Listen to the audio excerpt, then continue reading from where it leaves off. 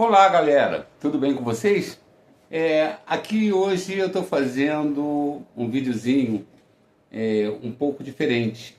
É porque eu comprei um equipamento novo que eu estava apaixonado para comprar há um tempão. Eu sempre gravava através dos meus celulares, mas agora eu resolvi investir um pouquinho mais. E eu comprei essa bichinha aqui, uma GoPro 12 Black. Ela é uma gracinha, eu já abri, olha só, ela vem toda fechadinha, nas capinhas bonitinhas, tá?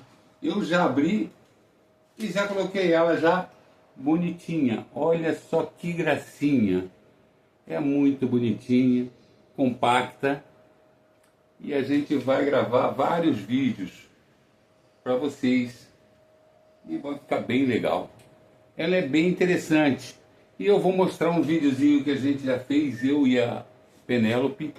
Já fizemos um videozinho bem bacana, que nós vamos colocar aqui, estou começando a editar, e a gente vai colocar aqui para vocês se deleitarem. É um deleite mesmo, ela é uma gracinha e a imagem é poderosíssima. O meu celular tem uma câmera maravilhosa, de 50 megapixels, mas não chega nem perto do colorido imposto por essa maquininha. Eu acho que vocês vão gostar bastante. É isso aí, galera. Vou começar a editar e vou colocar para vocês verem alguns trechos que eu fiz só de teste. Tá legal? Abraço!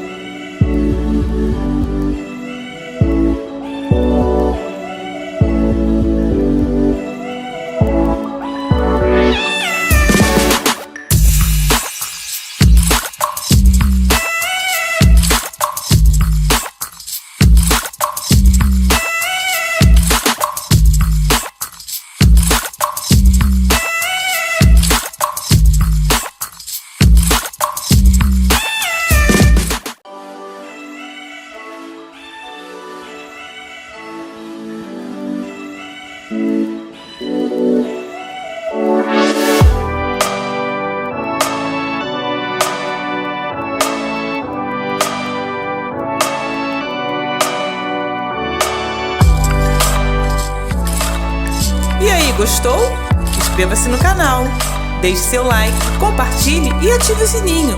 Toda semana teremos novidades. Beijos!